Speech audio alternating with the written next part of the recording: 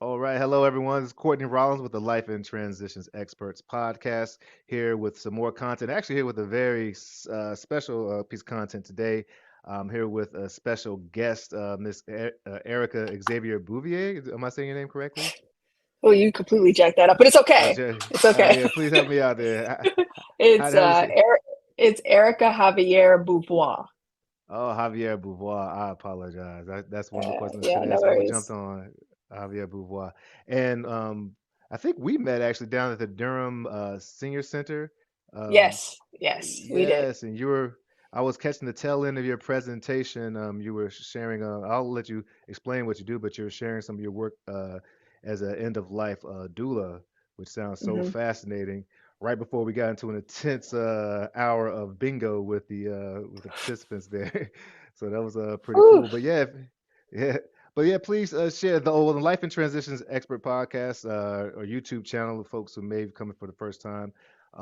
This is a space where we talk about big transitions in life, and one of those is, passing away. I often help people who are going through the probate process, Hmm. dealing with the states, and also trying to bring people like you on who are, entrenched in that space to help out. So, uh, folks, hope this is helpful to you all because I'm very fascinated. So, yeah, can you tell us who you are and then a little bit about what you do? Yeah, so again, Erica Javier-Beauvoir here. Uh, I am 9 to 5 a psychic medium professional. I also do death ritual work, death doula work.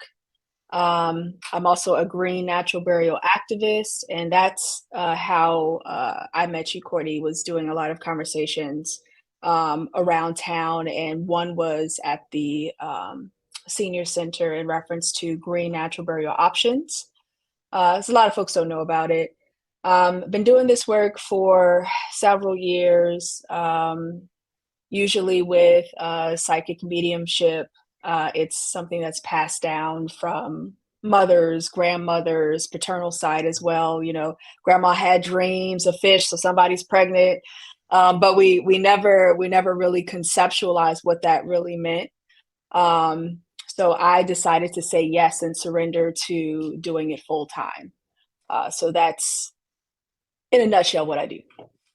Wow, wow, that is a lot there. So your Yeah. mothers and folks in that space were doing similar work, but didn't have it as I guess concretized or going out as Yeah, much. Or what yeah. did it look like for them? When you I'm sure a lot of folks, especially in the diaspora, we hear things in our families around dreams, around ancestor coming back and saying hello, or just these little minor things that occur, but we don't put a lot of emphasis on it. We just think of it as normal day to day things, Hmm. or it gets demonized. Um, so my mother, she has gifts of dreams and is able to hear, see, feel spirit. My grandmother as well. I would catch my grandmother like cleaning, and she's talking. She's having a full conversation. So I go and I was like, "You talking to me?" She's like, "No, I'm not talking to you. You better get your behind out there because I ain't got this ain't got nothing to do with you, right?" Wow. But what she was doing is she was communicating with spirit. So on the matriarchal side, it was all there, but I was raised Southern Baptist AME, and it molded a lot of how I engage with spirit now, which got me into death doula work and death rituals. Because if I can hear what the ancestors are asking and requesting, then I make it come true. So that's how I got into death doula work. So the people that you work with, how are these are folks more have an affinity towards acumen for spirituality and for that, or how are you introduced to most of the people that you get to serve and work with? Usually, the folks that come to me, it's word of mouth. So it's them knowing that I'm a spiritualist, them knowing that I professionally do psychic medium work, It's them knowing that I make sure that I create space for spirit in the conversation.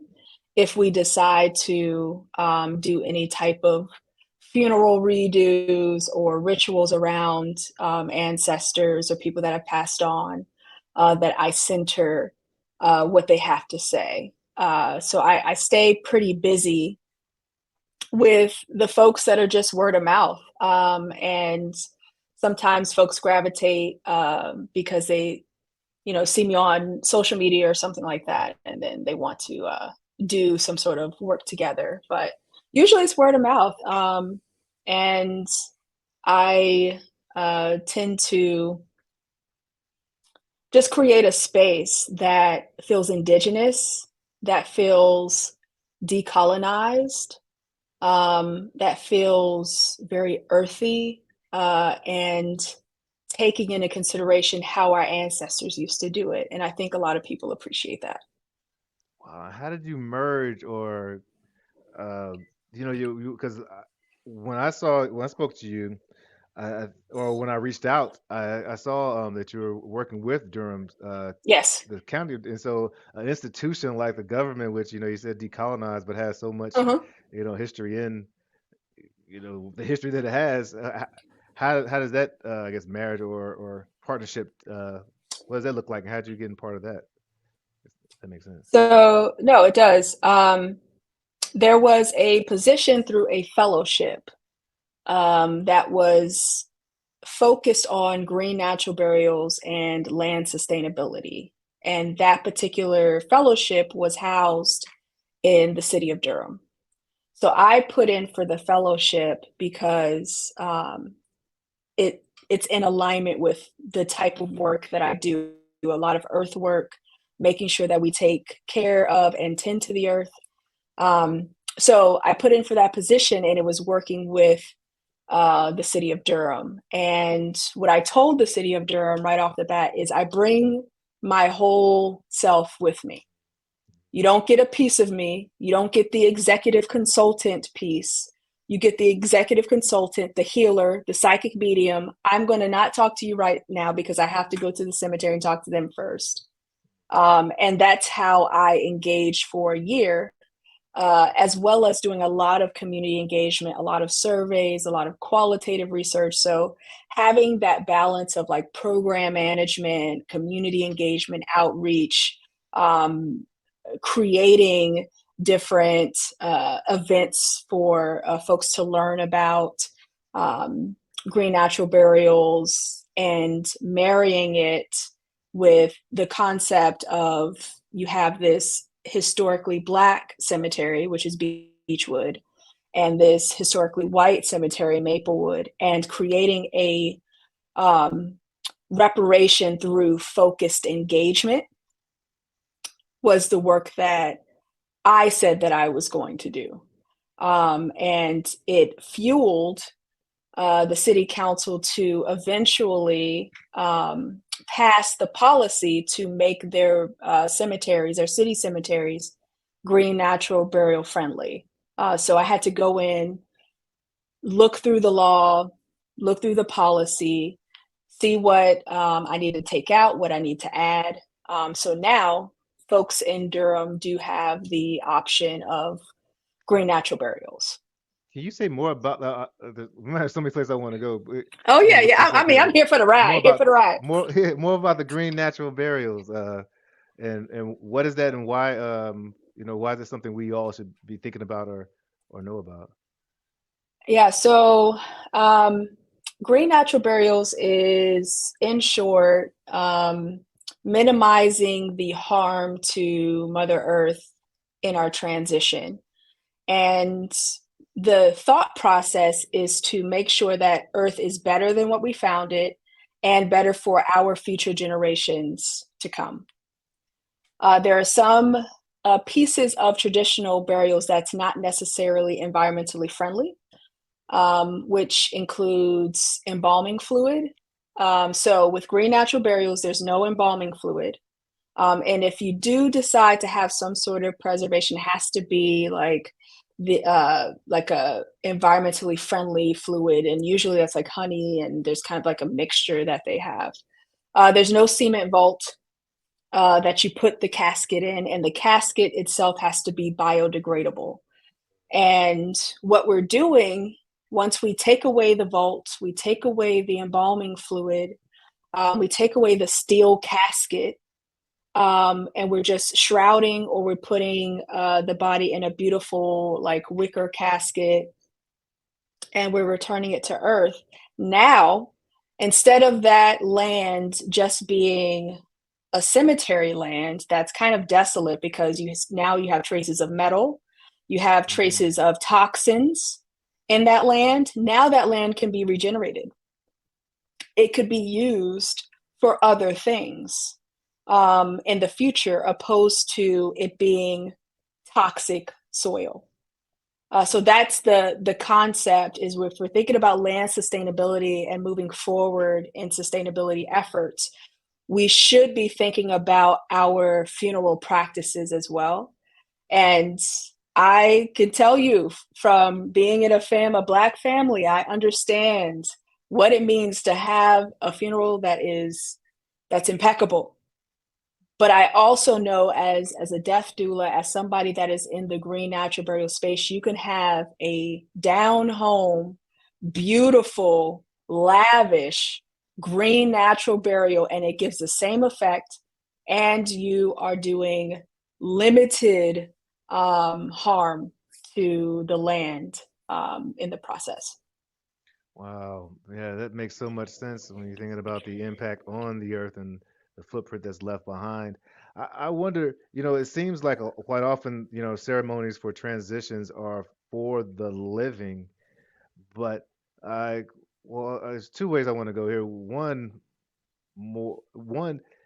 for in your connection and conversations with, on that spiritual side with spirits, have Mhm. you felt or noticed or a difference between like that closing that circle for that transition for the person who's passed away as opposed to the more traditional route of being in a box and having the impact it has on the earth? And I don't know if that's even something that's even able to speak into or speak to, but I could yeah, definitely speak into that. yeah. So you have Earth, which is a living, breathing thing. So Earth itself can get pissed. And we've seen Earth get Oh, pissed. wow. What does that look like? That looks like earthquakes. That looks like land that is completely washed over. That looks like uncontrollable tornadoes and hurricanes. We know when Earth is pissed. Um, so if we are being intentional with our transitions, we are creating harmony and peace with our ancestors, those that are transitioning, and Earth simultaneously. We're saying, we value you, Earth. We value you enough to not harm you in our transition. All right. Right. That's right. So going to a sanctuary that is green natural burial, 100% green natural burial. Going to a sanctuary, there's one in that I know of, that I've been to in Hillsborough, called Blue Stem. I I want people to go to Blue Stem Sanctuary and walk around and tell me how you feel, Mm-hmm. and then tell me how you feel walking around Beechwood. Wow. You're going to feel energetically different. And that is Earth harmonizing with what is going on in Earth. I don't have to necessarily, spirit, yes, spirit will say, I need to be more mindful. I can get to you closer with no barriers if I just decide to do a green natural burial. I can get to you quicker. If I put my feet on the ground, my bare feet on the ground of a green natural burial, I can hear crystal clear what's going on. Wow. With a traditional cemetery, I can hear, but it has to be quiet, because there's so many barriers between me and the spirit. Wow. That's pretty powerful right there. So like for many folks, because this is a conversation a lot of people are shed away from or are afraid Oh of. yeah. As I've come into working with folks in probate and estate and thinking about my own inevitable, I found it more and more empowering, and Hmm. like that I get to have well, I don't want to say control, but at least I get to dictate in some way the legacy that I leave behind at in this period in this stage of my life and all. How have you helped? Well, there's a couple of ways I want to go, but how do you not have that traditional not traditional, but the like you're talking about walking into spaces and feeling and hearing people Yes. who have transitioned or voice of the transition. How does that not scare you, for lack of a better word? I'm trying, Oh, it took years.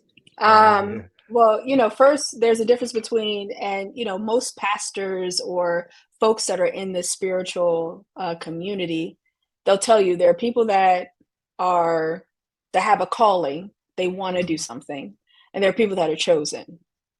So I was chosen, and I didn't want to do it. Wow.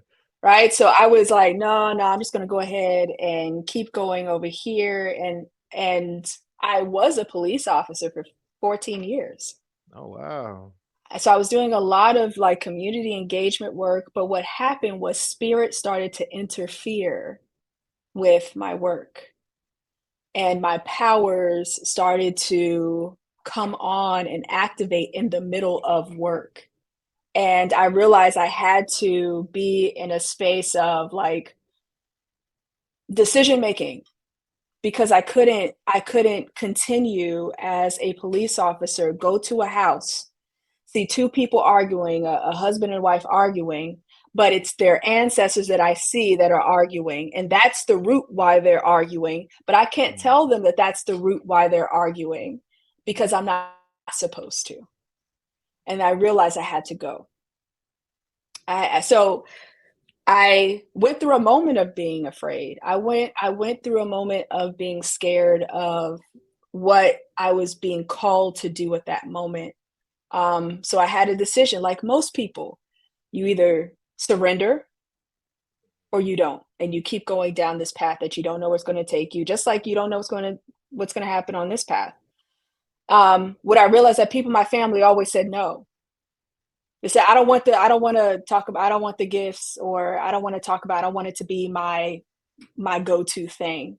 I decided to say yes. And once I said yes, they started to ease up on me and just give me a little bit at a time so I can learn the ins and outs, Was it how they? to pick, yeah, yeah, guides, Yeah, ancestors, yeah. right? Yeah. Ancestors that had these gifts prior to me, having these conversations, hearing them saying, this is what you do, this is how you move, this is how you navigate dream space in a conscious way. And Mm. after years of doing that work, I gained confidence and I became unafraid. Yeah, through the work, putting it in, study and Yeah. practice, gains the faith. Amen. Well, so when someone is making a decision, because I think, if I'm not mistaken, you quite often work with people who and see that they're about to transition, right? Yes. Not just. What are some of the do you what are some of the practical documents or things that Hmm. you've seen people need to utilize so that they can have their wishes at least fulfilled or at least have on this side the legally supported. Okay. There's a couple of tiers here. So if you don't want to go the lawyer route, you can get something notarized that has your wishes on it. You can Mm-hmm. have it drafted up, print it out, get it notarized, and that be it if you don't want to go the full protection route. But something needs to be in writing, especially if you have very distinct things that you want to accomplish in your transition. Remember, I tell people this all the time. Your transition is your final protest. Mm-hmm. It's your Mm-hmm. final protest. It is how you are going to tell supremacy how you're going to exit, tell people that told you that you were not enough going to, this is your final protest. Mm, So if you want something specific with your final protest, you need to have it in writing. Now, the best way to have protection would be going through a lawyer and a trust. hmm. Now, even if you decide to get married or you're partnered, that trust, that information in that trust trumps whatever other things people want to try to do. Absolutely. It trumps it. So if you want that type of protection, you go through a lawyer and you place that document in a trust. I'm so glad you're saying that because so many people, when they hear trust, I'm assuming a lot of people think of, big, wealthy, monopoly wearing guys, Uh but huh. I think you have to have some asset. I'm like, your biggest asset is yourself. You can put your Yes. wishes, you are your estate. So having a trust, I feel like, is almost for every single person. And I will also say that while being alive, people may want to think about things like health directives or living wills because Mm-hmm. you could become incapacitated, and if you have wishes based on when you're still here, you can have that legally supported as well, and it doesn't cost much of anything. You can write it just as you're saying, write it down and have it, notarized, and as long as it's verifiable that it's a notary, it Yeah. protects you in a lot of ways. That when I'm hearing you talk, I think about what was that book, Alice Walker in Search of My Mother's Garden, and some of the gifts and tools that particularly brown and black folks have, and Mm-hmm. women in general, that haven't been as elevated in mainstream main spaces. Have you Yeah. had to combat that at all? I know you were saying how you had to tell the county or the city that, hey, this is there's no Mm-hmm. compartmentalize, you bring the whole me. But are there other places or ways that you've had to combat that narrative that seems to be dominant? At this point, it's not combating. At this point, it's just moving the way that I need to move. I no longer am in this space to combat and play I this dig that. game with you, right? It's this Yeah. is me. I'm a psychic medium professional. I can look into your past, present, future, up, down, forward. I could tell you about yourself and I could read yourself. I can do all those things, right? Um, and this is what my ancestors have me doing, right? Hey. And if you rock with it and you're intrigued, then we can have conversations. If my light rattle your shadows, then you will exit stage left. Yeah, And I my dig it. ancestors have told me, they said, the way that you move, we need you to move out loud. There's no more Mm, hiding, right? The women that have been a part of my ancestral line that had to hide their gifts, had to hide their magic, the grandmas that did all kinds of things to keep their family alive and to keep future generations developing, they're no longer in a space of hiding. Those uncles that were doing work to protect, they're no longer in a space of hiding. Therefore, when I do my work, I'm no longer in a space of hiding. Because that was makes that was sense the now. contract that I have with my ancestors, with my guides, those that walk with me. I no longer can be in this space of just doing it over here. Somebody call me, do a reading, and not let people know who I am. No, you're going to know who I am. You're going to know what I do. Um, and if you're cool with it, we'll continue to move community and elevate community, to get more people to activate their light too, because we need more people to activate their light. Yeah, that's wonderful. Oh, that's wonderful. So like even on the side, if someone approaches you, what I can imagine it'd be a little different, but what does the compensation side looks like if someone was thinking, okay, how much is this going to I don't even know if the word cost me, how much I need to invest for this type of support.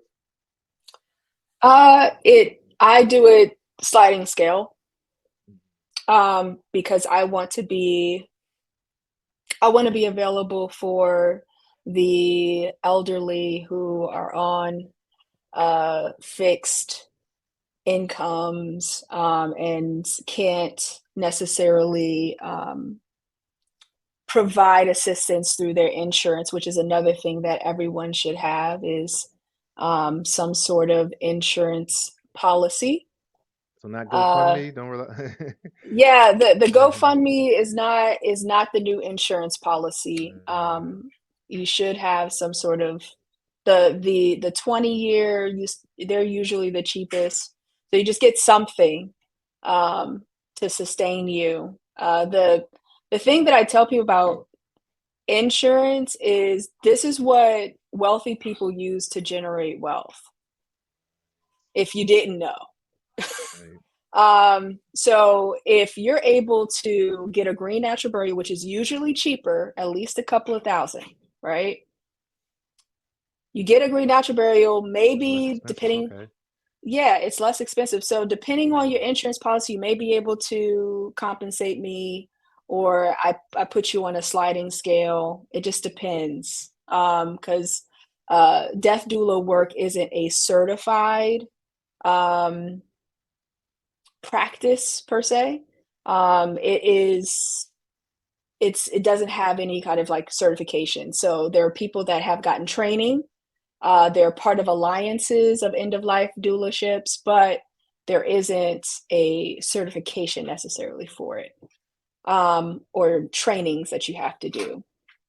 So you get this green natural burial. You save. I don't know. You could save anywhere from 500 to a couple of thousand, depending on what casket you wanted to get. Um, and let's say you take that money that you saved and your family puts it towards a long-term life insurance policy, and they pay the payments. Let's say usually those insurance policies, they say you have to pay for 2 years until you're able to take out a loan Against on your your family. insurance Hmm. policy. Hmm. And let's say those descendants then decide to take out a loan and build a business, a restaurant, or buy land.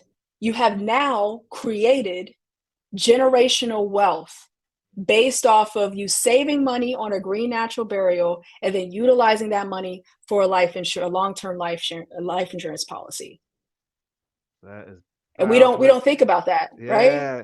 What's so great about the trust is that you can even dictate, and I'm sure as you already know, but you can dictate how your family members can use that. So if my nephew or cousin wants a loan for that business or for education, if I have in a stipulation that he has to have a policy on him, if for whatever reason he's not able to pay that back, when he inevitably passes away, that's going to replenish the trust, replenish the loan. There's one great resource that I was learning a lot from was what would the Rockefellers do?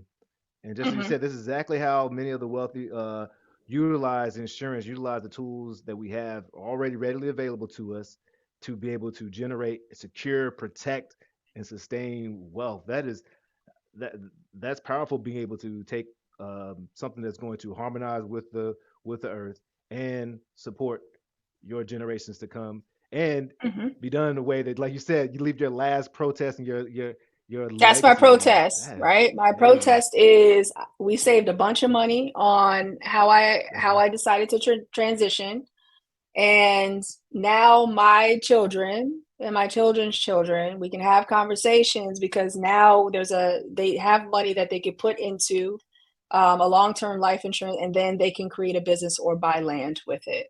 And now I have placed some power in the hands of my descendants, which we normally don't do. What happens is we end up getting frustrated in the funeral process because everybody has this is what uncle so and so, this is what auntie so and Mm. so, when you could just write it out and then nobody has to argue. Write it And you out. all, This is what you want. and I hope if someone does catch this or at this, that you've heard that she didn't say a will in a last will and testament. Those are strong and those are part of your estate plan, but you need something stronger than that, a trust or something, because a will have to Yes. go through probate. It is public. Yes. It is does take a long time, and it is it's a painful process. It's like having a civil litigation against your own family after you pass. Mm-hmm. So being able to utilize trust is oh, and insurance is so powerful. Is that part of your conversation when you come in and consult with folks? Yeah, I have That's conversations. I awesome. want to know, Yeah. yeah, I want to know if you have insurance. I want to know if you have written down your, usually if they're coming to a death doula, they have a lot of these things already Mm, written out. great. Or they're asking for suggestions, right? So if, for instance, there was a client that I had in North Carolina, and they wanted to know who to go to for handmade wicker caskets that are absolutely beautiful. I said, I know the person that does it by hand. It is her hand only. And that is Moss and Thistle Farm. And she hand weaves caskets and they're gorgeous. I said, that is who you go to for that particular service. And we're able to write down the things, the links, and how much each thing cost. So we can have a plan, and I know exactly what they want. The reason why I got to green burial activism was there was a client that asked for it. I went to the cemetery that they wanted to get buried in to ask. They said that we don't do it. You can't get a green natural burial here. You have to have a vault, which then made me have to do all this research to figure out where this person could get the service that they needed. Um, and it was frustrating. It was frustrating because just wanting to go back simply and beautifully was a hassle. And nobody had information to give this person. So I had to do the research. And that's what like created this lane for making sure that people of color specifically know that you do have an option in between fire cremation and traditional burials. You have green natural burial, and guess what? You also have cremation by water, Mm, which is something that you can get done in North Carolina. cremation by It water. I've never Yeah, heard of it's that. Yeah. called aquamation, and there's a place called Mm, Innswell in North Carolina, about mm, 15-20 minutes away from Durham, where they have an aquamation facility. And they're great people. And the reason why he started his aquamation business was because of the death of his family member. So there are people that are trying to change the game here and let people know there are different options out there. I'm so glad that you are one of. I hate that or that you had to go through that struggle, but it seems like it's deep in your tool belt and your ability to help and serve people more. Yeah, yeah. I think that people hopefully get the message and know that like being aware of and preparing for your transition gives you the permission to live. You don't have to wait until it's inevitable or until it's right around the corner. Besides, like I said, we don't know our tomorrows or our next hour or our next day, Mhm. anyways. Well, two questions I have for you as we wrap up is well, one, if someone like you mentioned earlier, if your light, if it casts those shadows, but also if it calls your own someone else's light, what like words of encouragement or ways or suggestions you have for someone who's been listening to more and more themselves and the ancestors and maybe not sure how or where to take that? Any suggestion for folks who are like maybe at some of those I don't know, crossroads when it comes to Mhm. recognizing their gifts or voices? Crossroads and states of confusion are the most beautiful place for spirit to show up.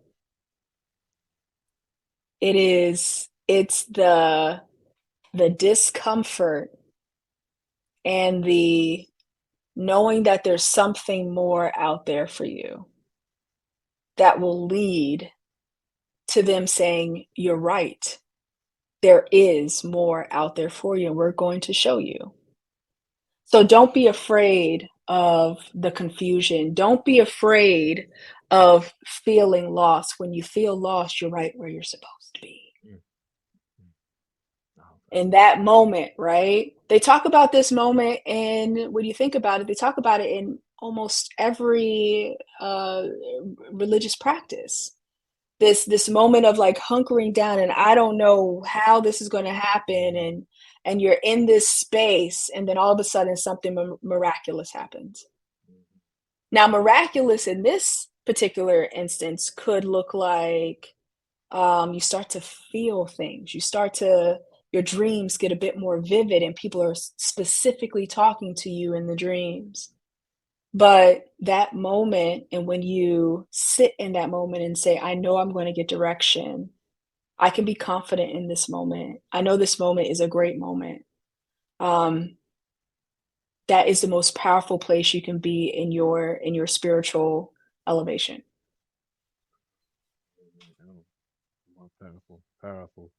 How can people, what's the best way for people to get a hold of you to maybe work with your services or just get a hold of you if they wanted to just reach out? Yeah, so I have a couple of social media things. There's Earthing Our Funerals, which is an Instagram. That is the handle at Earthing Our Funerals. That's where you can see a lot of the green natural burial information. If you want more personal psychic medium professional information, then you go to my personal Instagram, which is at the spiritual general. Um, yeah, the spiritual general, and there's a lot of posts around mediumship, uh, mediumship being abolitionist work, um, and Mm, and also um, how to kind of like embark and embody love in a form that doesn't feel controlled, right? Especially in a place in a society where everything needs to be controlled and in a place. I move from a space with spirit saying everything is fluid. There right. is no control because you don't have it. You have Mm, destiny, is what you have. You don't have control. So a lot of that, those personal downloads that come in from spirit, I share on my personal page. I do have a website. If you, it's ericaxavierbouvoir.com. There's a email, a contact space. So if you want to send me an email, that is also a way to contact me. I'm gonna make sure they're all up. I just misspelled that last one, so I'm gonna make sure they're all in in the show notes. I don't think this thread travels when I do switch it over, so I'll make sure that it's all in the thread. But Eric, I really appreciate it. I learned a lot. Uh, I may have to ask a few more questions later on down the road, but Yeah, I do want to be my time in. Uh, oh, especially when it comes to reparations and ancestors of all races and how that reconciliation is taking place. Because I know there's a lot of it is. reconciliation that has to. I'm sure there's a lot of loud It's noises happening on the other now. side. It's happening Mm, now. My white ancestors, right, they come by. We had some fights at the beginning. We had right, some moments where we had to sit up and like, look, this is how you cannot talk to me in this house, because what my one of my great grandfathers was a slave owner, was the right, slave owner of my ancestor.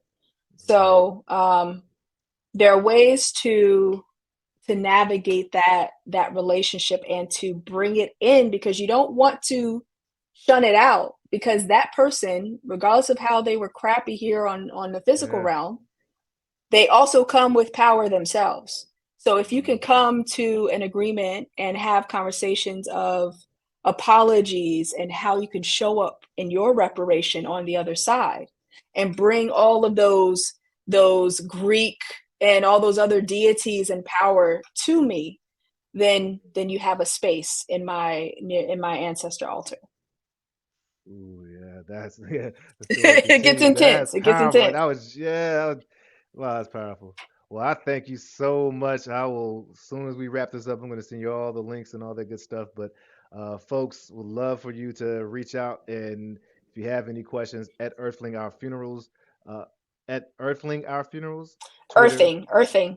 Earthing, I'm sorry, Earthing Our Yeah, yeah, Funerals, just like I tweeted earlier, I apologize, at the Spiritual General Instagram page yeah. and EricaJavier-Beauvoir.com. I'll put them all in the show notes. Thank you for your time. We'd love to like and subscribe. And if you have any other topics or conversations you all want to cover, please reach out. I'd love to try my best to cover them. But until then, as life and transitions experts, let your light shine. Take care. And right there.